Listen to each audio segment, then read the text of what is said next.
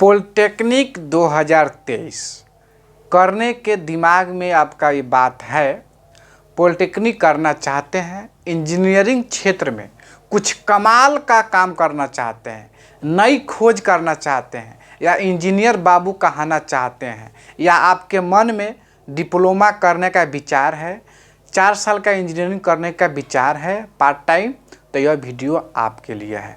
Polytechnic में जैसे कि आपको पता है कि 2 कैटेगरी में जो होता है, एक होता है इंजीनियरिंग के क्षेत्र में और एक होता है पैरामेडिकल के क्षेत्र में। तो इस वीडियो में शुरू से अंत तक मैं आपको इंजीनियरिंग के बारे में A to Z बात बताने वाला हूं कि कैसे एडमिशन होता है, क्या सिलेबस है और क्या कैटेगरिया है। और दूसरे पार्ट में पैरामेडिकल, पॉलिटेक्निक पैरामेडिकल के बारे में बताने वाला हूं। तो इस वीडियो में पॉलिटेक्निक इंजीनियरिंग के जो कोर्स हैं, पीई और पीपीई का जो कोर्स है उसके बारे में बताने वाला हूं। पीई का मतलब होता है डिप्लोमा, जो 3 साल का होता है, और पीपीई का होता है पार्ट टाइम 4 वर्षीय डिप्लोमा। तो नमस्कार, मेरा नाम राजा कनौजिया है और आप देखना शुरू कर दिए हैं M12 यूट्यूब चैनल। तो चलिए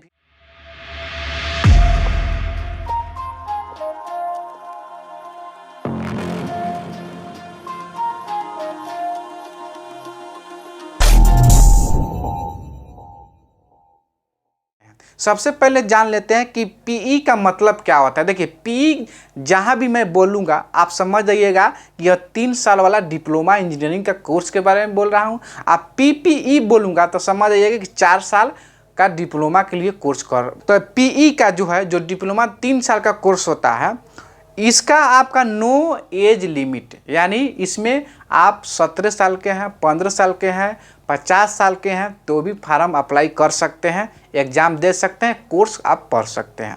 पीई यानी 4 वर्षीय जो डिप्लोमा है, पार्ट टाइम 4 वर्षीय इंजीनियरिंग डिप्लोमा, यह आपका अगर 10th पास हैं और साथ में ITI किसी भी ट्रेड से किए हैं तो ही आप इसमें आवेदन कर सकते हैं। और पीई का जो 3 वर्षीय डिप्लोमा है वो सिर्फ 10th पास है तो आप कर सकते हैं, या 12th पास है तो कर सकते हैं।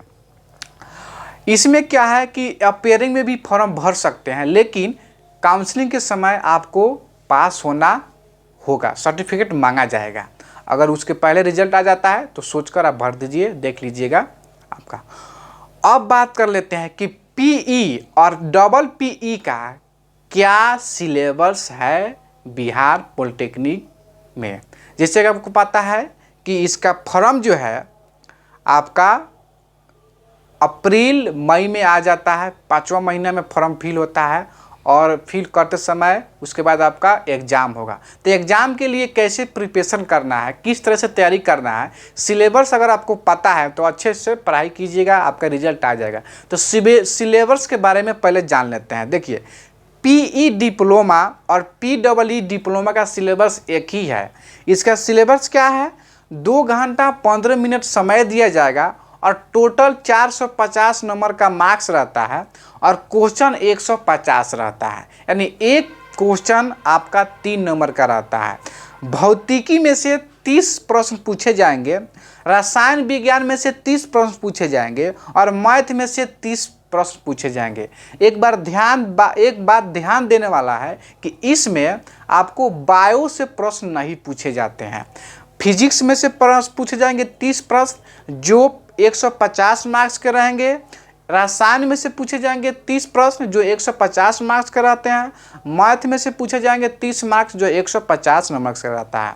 अब बात कर लीजिएगा, कहिएगा कि सर भौतिकी, रसायन, मैथ में से कौन सा चीज़ पढ़ें और कहाँ से प्रश्न आते हैं। तो देखिए, सबसे पहले करना क्या है कि प्रीवियस ईयर का जितना भी एग्ज़ाम हुआ है उसको आपको ध्यान से पढ़ना है, उसका क्वेश्चन देखना है, समझना है और आपको उसको ध्यान से देना है। उसके बाद 10th का साइंस, फिजिक्स, केमिस्ट्री आपको पूरा अच्छी तरह से पढ़ना है, न्यूमेरिकल बना लेना है, क्योंकि न्यूमेरिकल की संख्या इसमें ज़्यादा रहता है।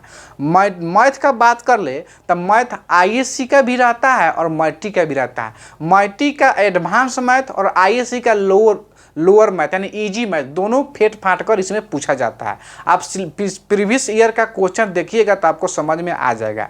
मैं सलाह दूंगा इसलिए कि आप प्रीवियस ईयर क्वेश्चन पहले देखिए, उसको पढ़िए, समझिए। इसलिए कि मेरा बहुत सारे दोस्त जो हैं डिप्लोमा कर रहे हैं पॉलिटेक्निक में, उनका एडमिशन है, कर रहे हैं। अब मैं पॉलिटेक्निक नहीं कर रहा हूँ, उन लोगों से पूछता हूँ, बताता हूँ, वही आपको मैं बता रहा हूँ।